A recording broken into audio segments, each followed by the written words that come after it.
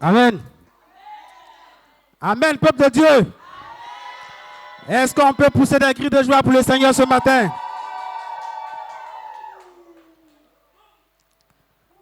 Vous savez, frères et sœurs, Dieu est fidèle. Et ses bienfaits sont innombrables. Quand tu fais confiance à Dieu, Dieu fait sa part. Tu fais ta part, tu pries le Seigneur, il fera sa part. Amen. Et ce matin, nous allons nous encourager. Baissons les têtes et prions. Notre Père, notre Dieu, nous voulons ce matin bénir ton nom. Toi, ô Dieu, qui vis pour l'éternité. Toi qui ne cesses de prendre soin de nous. Toi qui demeures fidèle lorsque nous sommes infidèles. Toi qui es toujours rempli d'amour lorsque nous manquons d'amour. Toi qui manifestes toujours la miséricorde lorsque nous manquons d'être miséricordieux envers les autres. Toi qui nous aimes tant. Et ce matin, ô Dieu de gloire, tu nous as réunis ici. Père, ô Dieu de gloire, pour nous encourager. Tu sais combien ce monde est tellement difficile. Papa, et si nous ne nous accrochons pas à toi, ô Dieu, c'est parce que nous allons te voir au dernier jour. Et en ce matin, ô Dieu de gloire, tu veux vraiment nous encourager. Merci de ce que tu m'utilises comme un simple canal par lequel tu passes pour, ô Dieu, parler à nos cœurs. Pour nous faire comprendre que, Père, tu es toujours là avec nous. Peu importe les difficultés, peu importe les épreuves, tu es là avec nous et tu prends soin de nous. Ce matin, parle à nos cœurs et que ton seul nom soit glorifié. Nous t'avons prié au nom de Jésus-Christ. Amen. Alors, comment nous allons ce matin? Dieu est fidèle.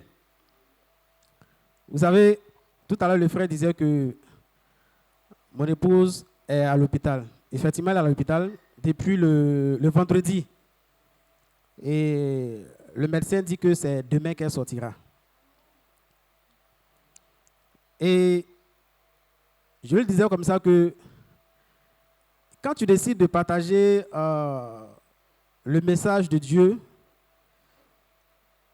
il y a aussi Satan qui n'est pas content, qui va aussi, il va se manifester dans le but de te décourager. Amen. Parce que ce matin, nous allons parler de foi. Ce matin, nous allons parler de foi, de la foi en Dieu.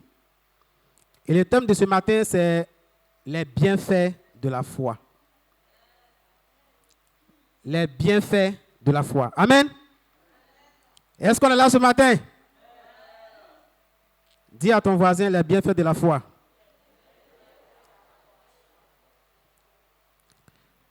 En Hébreux 11, le verset 1, la Bible dit que la foi est une ferme assurance des choses qu'on espère, une démonstration de celles qu'on ne voit pas. Une ferme assurance des choses qu'on espère, une démonstration de celles qu'on ne voit pas. C'est-à-dire que tu es rassuré d'avoir ce que même tu ne vois pas. Amen. Et lorsqu'on lit Hébreux 11, la Bible nous décrit les héros de la foi. Des gens qui ont marqué leur époque à cause de leur foi. Des gens qui ont marqué leur époque à cause de ce qu'ils ont été fidèles à Dieu. À cause de ce qu'ils ont manifesté la foi. Même dans des situations où peut-être que nous, on allait abandonner. Mais ces personnes sont demeurées fidèles à Dieu. Ont gardé la foi. Et la foi est essentielle pour toute personne qui veut plaire à Dieu. Si tu veux plaire à Dieu, tu as besoin d'avoir la foi. Si tu veux plaire à Dieu, tu as besoin d'avoir la foi. Et en tant que disciple, la foi est essentielle. Ce n'est pas quelque chose on décide de ne pas avoir ou bien on va avoir. Non, c'est obligé qu'on ait la foi. C'est une obligation d'avoir la foi. Amen. Ce n'est pas négociable. Ce n'est pas négociable. Ce n'est pas comme tu vas à un entretien d'embauche et puis tu vas négocier ton salaire. Ça là, il n'y a pas de négociation dedans. C'est-à-dire, tu l'as ou tu l'as. En tout cas, si tu veux plaire à Dieu et si tu veux vivre la vie des disciples. Amen. Ce matin, nous allons voir deux petits points. Le premier, c'est la foi en Dieu procure une paix intérieure profonde. La foi en Dieu procure une paix intérieure profonde. Psaume 23. Psaume 23. Que je lis. Psaume de David. L'Éternel est mon berger, je ne manquerai de rien. Grâce à lui, je me repose dans des prairies verdoyantes. Et c'est lui qui me conduit au bord des eaux calmes. Il me rend des forces neuves. Et pour l'honneur de son nom, il me mène pas à pas sur le droit chemin. Si je devais traverser la vallée où règnent les ténèbres de la mort, je ne craindrais aucun mal, car tu es auprès de moi. Ta roulette me conduit et ton bâton me protège. Pour moi, tu dresses une table aux yeux de mes ennemis. Tu oins de parfum ma tête, tu fais déborder ma coupe. Oui, toute ma vie, ta bonté et ton amour m'accompagneront et je pourrai retourner au temple de l'Éternel tant que je vivrai. Vous voyez, cette semaine, c'est le passage que j'ai médité. Et puis, honnêtement, je ne savais pas que cette situation-là arrivait. Je ne savais pas que mon épouse allait être admise à l'hôpital et que ce matin, elle sera encore là-bas. Ça, c'est quelque chose que je n'ai pas prévu. Mais j'ai médité ce passage pour m'encourager moi-même, au vu de tellement de situations. Amen. Et David, quand il commence ce passage, il dit, « L'Éternel est mon berger, je ne manquerai de rien. » Il ne dit pas, « Je ne manque de rien. » Il dit, « Je ne manquerai de rien. » En fait, cette déclaration est une assurance de ce que son futur est garanti. C'est-à-dire qu'il est rassuré de ce que son lendemain est garanti. Bon, quelqu'un qui parle de son lendemain, imaginez son présent. Ça veut dire, son présent, mais il ne parle pas de ça. Mais il a l'assurance que son lendemain est garanti. Parce que l'Éternel est son berger. Et David n'était pas inquiet pour son futur. Cela ne voulait pas dire qu'il n'avait pas de difficultés. Hein? Cela ne voulait pas dire qu'il n'avait pas de difficultés. Il avait des difficultés. Il y avait des épreuves. Mais dans tout ça, il dit que Dieu est son berger, que lui, il ne manquera de rien. Amen. Donc, dans ces moments difficiles, comme ces moments de joie, c'était pour David l'occasion de se rapprocher de Dieu. C'était pour lui l'occasion de bâtir une relation profonde avec Dieu. C'était pour lui l'occasion d'apprendre de Dieu. C'était pour lui l'occasion de comprendre comment Dieu fonctionne. Et quand il dit « L'Éternel est mon berger, je ne manquerai de rien », en fait, c'est profond de sens. C'est vraiment profond. David n'a pas voulu être comme ces personnes qui, dans l'abondance, abandonnent Dieu. Dans la disette, abandonnent Dieu. Il a voulu se démarquer. Et quand on lit Psaume 30, Proverbe 30, verset 8, l'auteur dit que, il dit, ne me rends ni pauvre ni riche, de peur que je ne m'éloigne de toi. Il dit, donne-moi seulement ce qui me suffit. Et David voulait se démarquer de ces personnes-là. Ces personnes qui, dans l'abondance, s'éloignent de Dieu, dans la disette, s'éloignent de Dieu. Amen. Il dit, Dieu est son berger, il ne manquera de rien. Et David était une personne qui était réelle devant Dieu. David était réel devant Dieu. Comme mon frère Otoso le disait, ce n'est pas quelqu'un qui menait une double vie. Il était réel devant Dieu. Et quand il fallait qu'il pleure devant Dieu, il pleure. Quand il fallait qu'il soit joyeux, il est joyeux. Il pleurait devant Dieu pour lui exprimer qu'il ne se sent pas bien. Il danse aussi pour montrer sa reconnaissance à Dieu. En un mot, David savait se rendre vulnérable devant Dieu. Il savait se rendre vulnérable devant Dieu. Quand on dit être vulnérable, en fait, c'est accepter d'abaisser ses défenses émotionnelles et de se montrer avec toutes ses imperfections telles que tu es. C'est ça, être vulnérable. Pour beaucoup, on n'aime pas être vulnérable. On n'aime pas montrer ses faiblesses devant les hommes. On n'aime pas dire comment on est, de peur que les gens ne nous jugent. Mais pour David, ce n'était pas le cas. Parce qu'il savait que c'était essentiel. C'était essentiel pour bâtir sa relation avec Dieu. C'était essentiel pour bâtir, pour l'amener à aimer davantage Dieu. Amen. Est-ce que nous sommes vrais devant Dieu? Est-ce que tu es vrai devant Dieu? Est-ce que je suis vrai devant Dieu? Devant les hommes, il y a l'apparence qu'on montre. Mais est-ce que devant Dieu, on est réel? On peut venir ici les dimanches, on est bien joyeux, on danse, on fait tout. On va se donner de belles accolades, on va rire. Mon frère, comment tu vas? Ça va. Mais derrière, tu es une autre personne. Est-ce qu'on est réel devant Dieu? Amen. Est-ce qu'on est réel devant Dieu? Ici, quand il dit l'Éternel est mon berger, je ne manquerai de rien, il ne nie pas l'existence des difficultés. Encore une fois, il n'est pas en train de dire qu'il n'a pas de problème. Il n'est pas en train de dire qu'il n'a pas de problème. Tout à l'heure, vous allez voir que David est quelqu'un qui a eu énormément de problèmes. Les problèmes, il en a eu. C'est-à-dire, si on veut aller pas à pas dans ses problèmes, vous allez voir que c'est incroyable. Il a tellement souffert. Mais il dit que l'Éternel est son berger, il ne manquera de rien.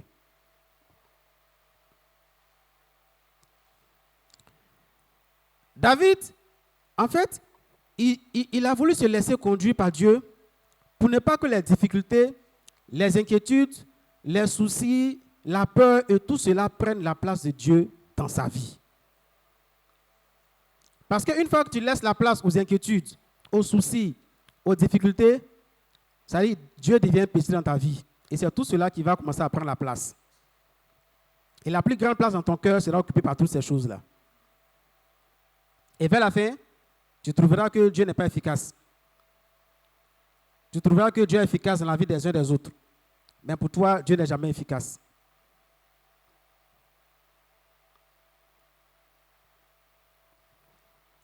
Matthieu 6, 34, la Bible dit que ne vous inquiétez donc pas du lendemain, car le lendemain aura soin de lui-même. À chaque jour suffit sa peine. Je ne sais pas par quoi tu passes. Je ne sais pas quel est ton défi actuellement. Je ne sais pas quel sera ton défi demain. Mais ça, c'est une seule chose. Dieu dit, il ne faut pas t'inquiéter du lendemain. À chaque jour suffit sa peine.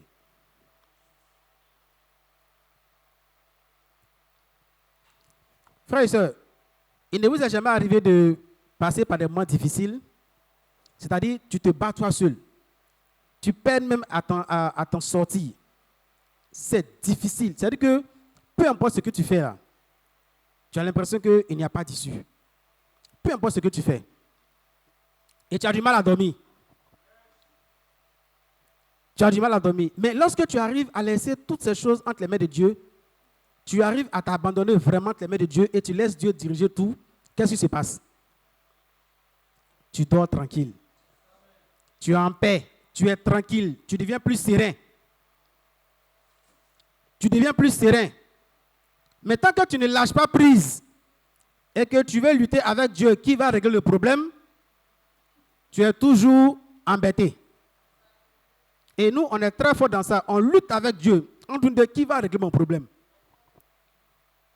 Pendant que tu pries Dieu pour qu'il te vienne en aide, en même temps, tu es inquiet. En même temps, tu te débats. En même temps, tu fais beaucoup de choses. Qu'est-ce qui occupe tes pensées actuellement? Qu'est-ce qui occupe tes pensées actuellement? C'est quoi le souci actuellement? Ne penses-tu pas que ce serait profitable d'abandonner tout entre les mains de Dieu et de laisser Dieu diriger tout en main des maîtres? Amen.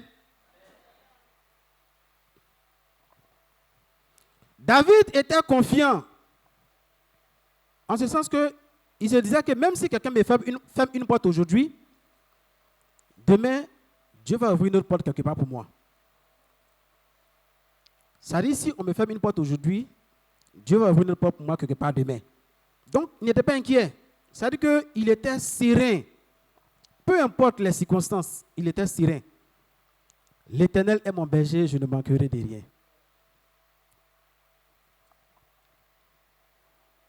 Comme je disais, nous allons voir les difficultés auxquelles était confronté David. David a été confronté aux bêtes sauvages lorsqu'il était berger, lorsqu'il gardait le troupeau de son père Isaïe. Il a été confronté aux animaux sauvages.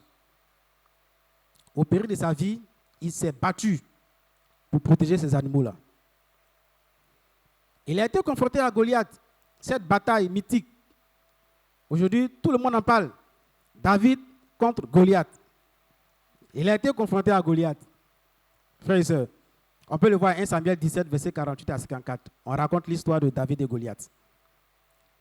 David a été confronté à la persécution de Saül. Ça, c'était incroyable. C'est-à-dire, lorsqu'il a été oint roi, Samuel est parti pour le oint roi, il a dit que c'est lui qui devait succéder à Saül. Et depuis lors, il a été persécuté jusqu'à la mort de Saül. Pendant des années, il a été persécuté. Mais dans toutes ces choses, il s'en remettait toujours à Dieu. Est-ce que vous avez déjà été dans une entreprise où, c'est-à-dire, ton patron te persécute matin, midi et soir? Ou bien être dans une maison où on te persécute matin, midi et soir. Est-ce que tu as le sommeil? Est-ce que tu arrives à dormir? Est-ce qu'on arrive à dormir? Non. Mais qu'est-ce qui faisait la force de David? Il laissait tout entre les mains de Dieu. Et puis il était en paix. Parce qu'il sait que de lui-même, il ne pouvait pas gérer ça. Donc il s'abandonne entre les mains de Dieu. Amen. David a connu des périodes où on lui a parlé mal. C'est-à-dire qu'on dit, dans notre jargon, on t'a parlé mal là. Il a connu ça. Rappelez-vous de l'histoire avec Nabal. En 1 Samuel 25, on peut voir ça, 9 à 11. À cause de pain, nourriture. À cause de la nourriture, on lui a parlé mal.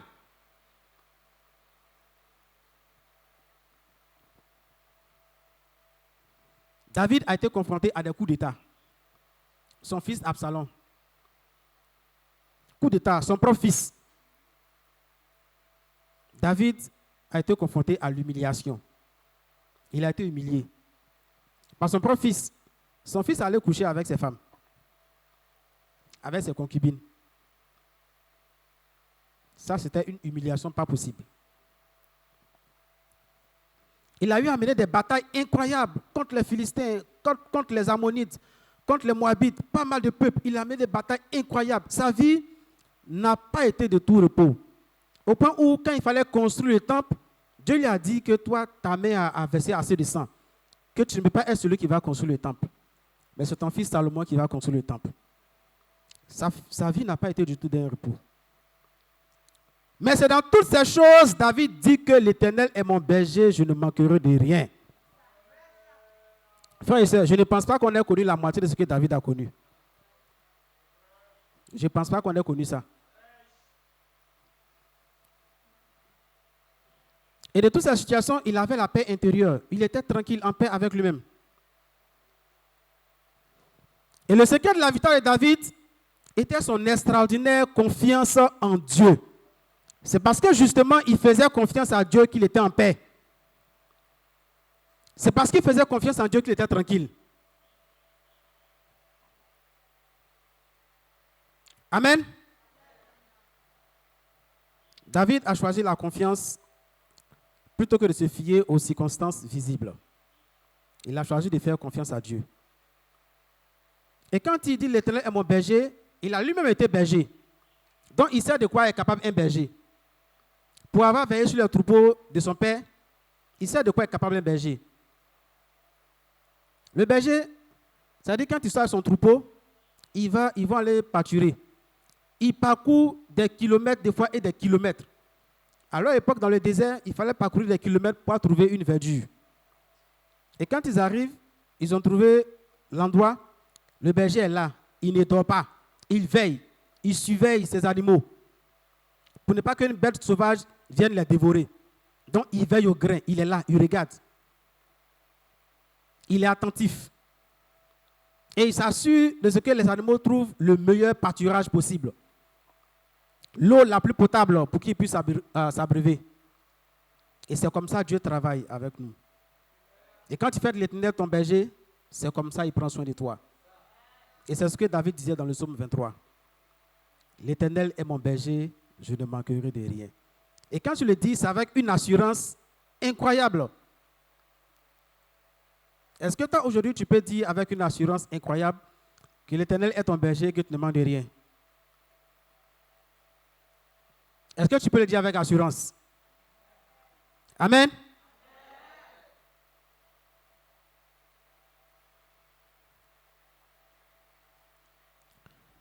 Il a choisi de faire confiance à Dieu plutôt qu'aux circonstances visibles. Et il a décidé d'abandonner l'inquiétude pour embrasser la paix que procure cette assurance en Dieu. Il a décidé d'abandonner l'inquiétude et d'embrasser la paix que procure cette foi en Dieu, que procure le fait de mettre sa confiance en Dieu, que procure le fait de laisser Dieu diriger sa vie. Vous voyez, en réalité, ce qui se passe avec mon épouse, le vendredi, nous sommes partis à l'hôpital. Elle se plaignait de douleurs, donc on est parti à l'hôpital. Et la sage-femme qui a fait sa consultation a dit que le col est ouvert et menace d'accouchement prématuré. C'est ce qu'ils ont mis sur le bulletin. Donc le samedi, on prie et je dis à Dieu qu'en réalité, c'est vrai, on s'en va à l'hôpital, mais c'est à cause des hommes qu'on s'en va à l'hôpital. Sinon, si on n'en qu'à moi celui-là, moi je sais que tu as déjà fait. Mais à cause des hommes, on s'en va à l'hôpital. On est parti. C'est-à-dire, sachant que c'est moi qui devais faire le message aujourd'hui et que je devais parler de foi. Tu dois venir parler de foi et voici la situation que toi-même tu traverses. Bon, comment tu vas te comporter?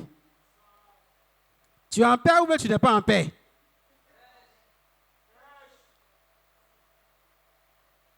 Tu es en paix ou bien tu n'es pas en paix? Donc, depuis le vendredi, elle est là. Donc, ils disent que c'est demain, ils vont la libérer. Mais moi, en tout ça, je suis tranquille. Parce que je sais que Dieu a déjà fait. Peu importe ce qui arrivera, je suis tranquille. Amen. Dieu est fidèle. Et c'est cette attitude-là que Dieu veut.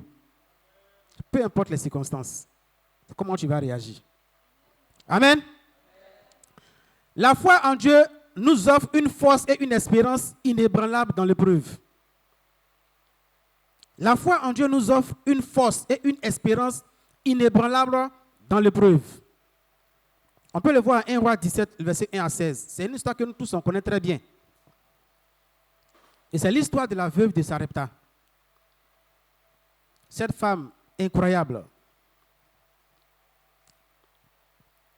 Un prophète nommé Élie, originaire du village de Tishbé, en Galade, vint dire au roi Akab: aussi vrai que l'Éternel, le Dieu d'Israël, que je sais, est vivant, il n'y aura ces prochaines années ni rosée ni pluie, sauf si je le demande. Après cela, l'Éternel dit à Élie: quitte ce lieu, va vers l'est et cache-toi dans le ravin du torrent de Kérit, à l'est du Jourdain. L'eau du torrent te servira de boisson, et j'ai ordonné au corbeau de te nourrir là-bas. Élie partit donc et fit ce que l'Éternel lui avait demandé. Il alla s'installer près du torrent de Kérit, à l'est du Jourdain. Matin et soir, les corbeaux lui apportaient du pain et de la viande, et il se désaltérait de l'eau du torrent. Mais au bout d'un certain temps, comme il n'y avait plus de pluie dans le pays, le torrent se dessécha. Alors l'Éternel lui adressa la parole en ces termes: mets-toi en route et va à Sarepta, dans le pays de Sidon, et installe-toi là-bas. J'ai ordonné à une veuve de là-bas de pourvoir à ta nourriture. Et lui se mit donc en route et se rendit à Sarepta. Lorsqu'il arriva à l'entrée de la ville, il aperçut une veuve qui ramassait du bois. Il l'appela et lui dit: s'il te plaît, va me puiser un peu d'eau dans une cruche pour que je puisse boire. Comme elle partait en chercher, il la rappela pour lui demander: s'il te plaît, apporte-moi un morceau de pain. Mais elle lui répondit: aussi vrai que l'Éternel ton Dieu est vivant, je n'ai pas le moindre morceau de pain chez moi. Il me reste tout juste une poignée de farine dans un pot et un peu d'huile dans une jarre. J'étais en train de ramasser 2 bouts de bois. Je vais rentrer et préparer ce qui me reste pour moi et pour mon fils. Quand nous l'aurons mangé, nous n'aurons plus qu'à attendre la mort. Élie reprit: sois sans crainte, rentre, fais ce que tu as dit. Seulement, prépare-moi d'abord avec ce que tu as, une petite miche de pain, et apporte-la à moi. Ensuite, tu en feras pour toi et pour ton fils. Car voici ce que déclare l'Éternel, le Dieu d'Israël. Le pot de farine ne se videra pas, et la jarre d'huile non plus, jusqu'au jour où l'Éternel fera pleuvoir sur le pays. La femme partit et fit ce qu'Élie lui avait demandé. Pendant longtemps, elle eut de quoi manger, elle et sa famille ainsi qu'Élie. Le pot de farine ne se vida pas, et la jarre d'huile non plus, conformément à la parole que l'Éternel avait prononcée par l'intermédiaire d'Élie. Amen. C'est une histoire incroyable.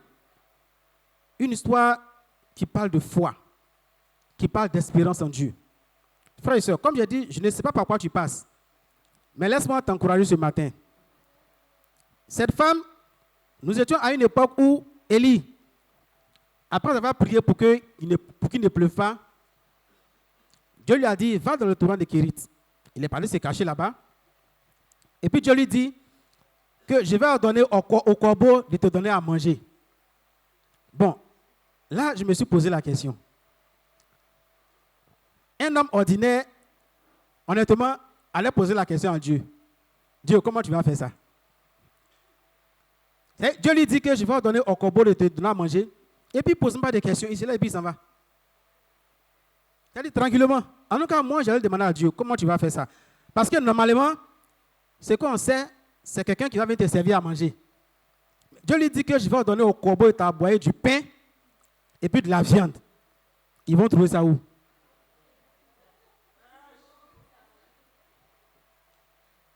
Et puis, le gars, il se lève et puis il s'en va. C'est-à-dire, il est tranquille. Mais c'est parce qu'Élie connaissait Dieu. Il savait qui est Dieu. Donc, il ne s'est même pas posé de questions. Il s'est levé et puis il est parti. Amen. Vous voyez, selon les historiens, du torrent de Kérit jusqu'à la ville de Sarepta, c'est entre 130 et 160 km. Que Élie a dû marcher jusqu'à la ville de Sarepta pour aller rencontrer la veuve dont l'Éternel parlait. Et quand Dieu lui dit, j'ai ordonné à une veuve de te donner à manger, là encore, pour un homme ordinaire comme nous ici, on allait poser la question. Mais Seigneur, comment une veuve peut me donner à manger? Parce que plus ou moins on connaît la situation des veuves. En tout cas, en général. C'est vrai, il y a des veuves qui sont bien nantis. Mais en général, on connaît la situation des veuves. La situation financière est vraiment difficile. Mais il ne s'est même pas posé la question. Comment cette veuve va prendre soin de moi? Il s'est levé et il est parti. Parce qu'il sait en qui il a cru. Il connaît son Dieu. Il sait de quoi il est capable. Amen. Est-ce que toi, tu connais vraiment ton Dieu? Est-ce que toi, tu connais vraiment ton Dieu? Lui, il connaissait Dieu. Mais est-ce que toi, tu connais Dieu? Le Dieu que tu pries matin, midi, soir, est-ce que toi, tu le connais? Est-ce que tu sais de quoi il est capable? Vous voyez, des fois, on est là, il y a des choses, on pense que ça n'arrive seulement qu'aux autres. Ou on pense que c'est seulement dans leur vie qu'il y a des prodiges qui doivent s'accomplir. C'est-à-dire, nous, on ne se sent pas concernés par ça. C'est ça, non? Des fois, on se sent comme ça. Amen.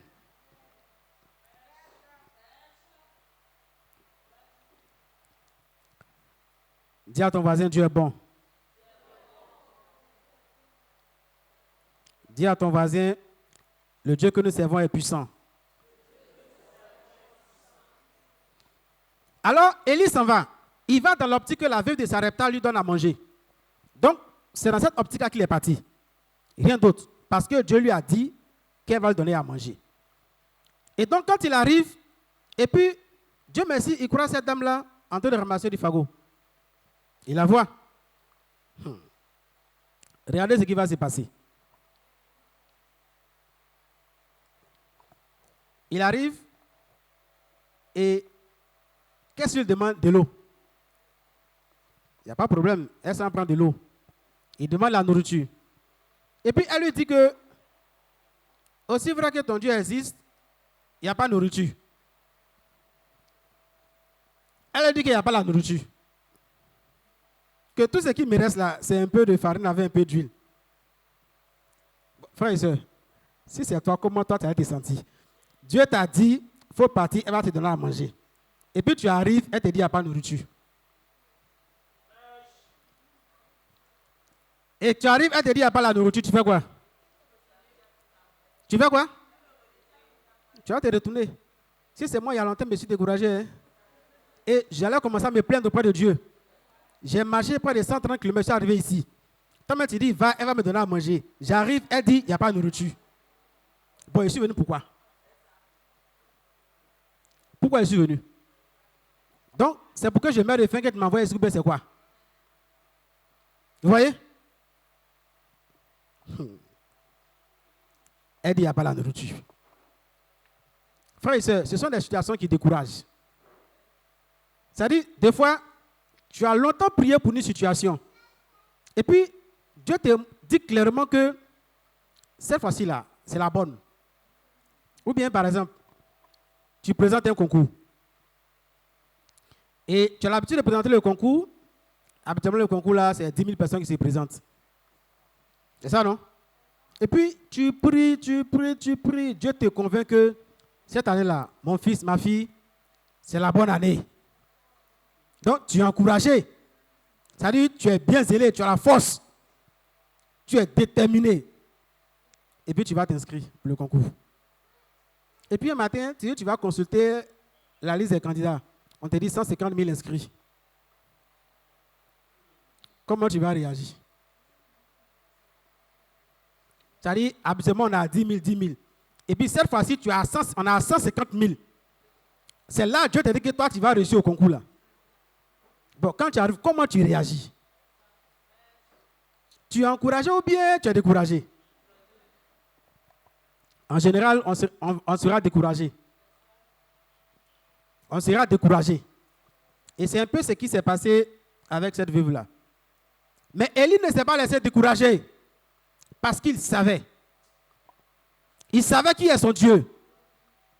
Il savait qu'avoir foi en Dieu, il pouvait avoir une espérance inébranlable. Je vous avais raconté une fois que quand j'avais quitté mon travail précédent et que j'étais sans emploi et que j'ai postulé pour un emploi là où je suis actuellement. L'offre, en réalité, quand tu postules, tu ne sais pas plus ou moins combien de candidats il y a. C'est ça, non? On te dit, Monsieur Kwaku, vous êtes convoqué pour un test psychotechnique à tel endroit. C'était à Trècheville. Donc, moi, j'arrive, chez moi, on allait être peut-être 2, 3, 4 personnes. J'arrive dans la salle, on est près d'une quarantaine de personnes. Mon cœur a fait ti. C'est-à-dire, quand c'est comme ça, tu vois déjà tes chances, c'est-à-dire défiler devant toi. Tu dis, est-ce que ça me serait retenu? Et imaginez-vous qui je vois. Mes aînés d'école. C'est-à-dire mes doyens au niveau de l'école. Mes promotionnels. Et puis d'autres personnes que je ne connaissais pas. Mais quand tu les regardes, tu te regardes, honnêtement, tu te demandes, est-ce que tu peux être retenu? Mes frères et sœurs, de ces 40 personnes, j'ai été retenu.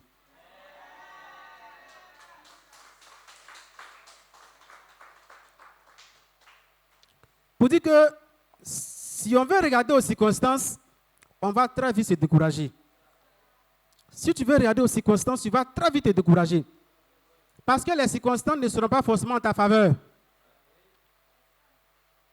Mais ce qui fera que tu vas tenir ferme là, c'est ta foi en Dieu. Amen. Donc, Élie pouvait se décourager à la suite de la déclaration de la femme. Cher monsieur, veuillez m'excuser, mais je n'ai pas de nourriture. Ce qui me reste, c'est un peu de farine avec un peu de pain. Mais il ne s'est pas laissé distraire. Il dit, il n'y a pas de problème. Donc, avec ce que tu as là, fais-moi à manger d'abord. Oui, il ne s'est pas laissé distraire par la circonstance. Il dit, avec ce que tu es, fais-moi à manger d'abord. Et ensuite, tu en feras un peu pour toi, ton fils. Mais aussi, il faudra que l'Éternel est vivant. La nourriture ne manquera jamais chez toi. Juste à ce que la pluie revienne. Amen. Frères et sœurs, beaucoup de situations peuvent nous décourager. Si tu regardes aux circonstances, tu vas te laisser abattre. Si tu regardes à la manière dont les choses se déroulent, tu vas te laisser abattre. Si tu regardes aux paroles que les gens vont prononcer, tu vas te laisser abattre. Parce que pendant que Dieu travaille, le diable aussi travaille. Donc, les deux travaillent. C'est ça, non? Maintenant, vers qui ton cœur va se pencher? Vers qui ton cœur va se pencher? Amen. La Bible dit en Psaume 33, verset 9, quand il dit, la chose arrive, il ordonne et elle existe. Dieu ne ment pas. Dieu n'échoue pas. Dieu est vrai. Et sa puissance est toujours efficace. En tout cas, pour quiconque décide d'avoir la foi, pour quiconque décide de lui faire confiance, pour quiconque décide de ne pas se laisser distraire par les circonstances autour, par les difficultés, pour quiconque met sa foi, sa confiance en Dieu, Dieu travaille. Amen. Dieu travaille. Et notre Dieu, il est puissant, frères et sœurs. Donc, ce matin, mon message, c'est vraiment pour t'encourager, pour nous encourager. En tout cas, moi, le premier. Pour nous encourager à garder la foi. Pour nous encourager à faire confiance en Dieu. Comme j'ai dit, je ne sais pas par quoi tu passes. Dieu seul sait par quoi tu passes. Mais ce matin, retiens que Dieu t'aime. Et ce qu'il veut pour toi, c'est que tu puisses avancer. Ce qu'il veut pour toi, c'est que tu puisses atteindre tes objectifs. Il y aura des difficultés, c'est vrai. Il y aura des épreuves, c'est vrai. Mais dans tout cela, sache que Dieu est avec toi. Épreuve là, il y en aura. Ça, je peux vous le garantir. Il y en aura. Mais la question c'est, est-ce que tu vas laisser les épreuves prendre la place? Ou bien tu laisseras Dieu prendre la place et te conduire? Pour que tu sortes la tête haute de ces épreuves-là. Amen. Je termine par cette histoire que je vais vous raconter. En Luc 17, à partir du verset 11, l'histoire des 10 lépreux. Pour dire que, en fait, quand tu as confiance, tu mets ta foi en Dieu, à travers l'obéissance à sa parole, Dieu manifeste sa puissance dans ta vie. Et ces 10 lépreux ont vu Jésus qui passait par là, et puis ils l'ont interpellé. C'est comme toi et moi, on peut prier à Dieu. On prie à Dieu pour un sujet. Seigneur, vraiment, voici mon sujet, réponds ma prière. Et c'est comme ça que ces derniers ont interpellé Jésus. Parce qu'ils voulaient la guérison. Ils étaient lépreux. Et ils vivaient hors de la ville. Et Jésus leur a dit, allez-y vous faire examiner par les sacrificateurs. Ici, en fait, leur réaction est extraordinaire. La réaction des lépreux était vraiment extraordinaire. Voici des gens qui viennent dire à Jésus, on veut la guérison. Il dit, ok, allez-y vous faire examiner par les sacrificateurs. C'est pas bizarre. Et puis, eux aussi, ils prennent la route, ils s'en vont. Est-ce qu'ils ont eu la guérison? Plus tard. Mais au moins, ils partaient, est-ce qu'ils ont eu la guérison? Ils avaient la guérison. Au moins, ils partaient, ils n'avaient pas la guérison. Or, c'est pour ça qu'ils sont venus vers Jésus. Pour qu'il leur donne la guérison. Et Jésus leur dit, allez vous faire examiner par les sacrificateurs. Et puis, ils ont pris leur route, ils partaient. Incroyable. Quelle foi. Quelle foi. C'est-à-dire, ils n'ont même pas douté un instant. Parce qu'en réalité, c'était les sacrificateurs qui étaient chargés d'attester si une personne était guérie de la lèpre ou pas. C'est eux qui devaient attester de ça. Si la personne était guérie de la lèpre ou pas. Donc, eux, quand ils prennent la route, pour aller se faire examiner, c'est pourquoi? C'est pour confirmer qu'eux sont guéris de la lèpre. Mais pendant que eux, Jésus leur a dit, allez-y là, ils n'avaient pas encore la guérison. Mais eux, ils ont pris la route, ils s'en vont quand même. Et ils partaient quand même. Bon, si c'est nous, on a posé la question, mais Seigneur, moi je suis venu vers toi pour que tu me guérisses. Je suis lépreux. Tu ne m'as pas guéri, et puis tu me dis, moi d'aller me faire examiner par les sacrificateurs. Bon, là, tu veux quoi? Honnêtement, là, tu veux quoi? Puisque c'est pour la guérison, moi je suis venu vers toi. Toi, tu peux me guérir. Tu ne me guéris pas, et puis tu me dis d'aller à la prochaine étape. Parce que c'est l'étape finale. Quand quelqu'un est guéri, on va vers les sacrificateurs, eux, ils vont attester. Et c'est après que maintenant tu pourras rejoindre le peuple. Vivre maintenant parmi le peuple. Sinon, tu es dehors. Mais je n'ai pas déjà premier là. Et tu me dis, moi, de partir à la deuxième étape. En vertu de quelle loi? Non, en vertu de quelle loi? Je laisse et puis je vais à la deuxième étape. Pendant que je n'ai pas encore ce que je cherche. Frères et sœurs, l'obéissance à la parole de Dieu. L'obéissance à la parole de Dieu. Et c'est comme ça, des fois, beaucoup passent à côté de la bénédiction. Parce qu'on n'est pas prompt à obéir à la parole de Dieu. Beaucoup passent à côté de la bénédiction parce qu'on n'est pas prompt à obéir à la parole de Dieu.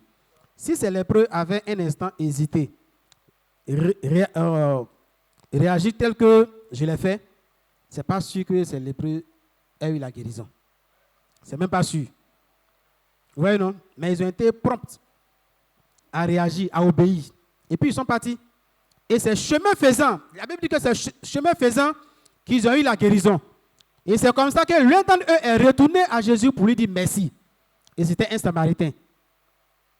C'est comme ça que l'un d'entre eux est retourné. C'est en partant qu'ils ont eu la guérison. Ce n'est pas sur le champ qu'ils ont eu la guérison, mais c'est en partant. Ils ont obéi à Dieu. Frères et sœurs, on veut avoir la bénédiction, mais on n'est pas prêt à obéir à Dieu. Et quand il s'agit de faire des choses à l'église, on ne se reconnaît pas comme disciple. Il y a des choses pour lesquelles nous on se reconnaît comme disciple. Il y a des choses pour lesquelles nous on ne se reconnaît pas comme disciple. Il y a des choses pour lesquelles on obéit. Il y a des choses pour lesquelles on n'obéit pas. C'est-à-dire que nous, on est comme ça. Amen. Mais comment tu seras béni? Frères et sœurs, notre Dieu que nous servons, il est puissant. Il suffit seulement de lui faire confiance. Et de comprendre que tout ce qu'il fait, tu peux le comprendre comme tu peux ne pas le comprendre. Mais à la fin, c'est pour ton bonheur. Et sache que dans les pires moments de ta vie, même quand tu passes par la vallée de l'ombre de la mort, comme David le disait, il sait que Dieu est avec lui. Même au plus bas de sa vie, il sait que Dieu est avec lui. Même là où les hommes disent que c'est fini, il est confiant que Dieu est avec lui. Parce que lui, il a confiance en Dieu, parce que l'Éternel est son berger. Ce matin, c'est le message que Dieu a mis sur mon cœur pour nous encourager. Que Dieu nous bénisse.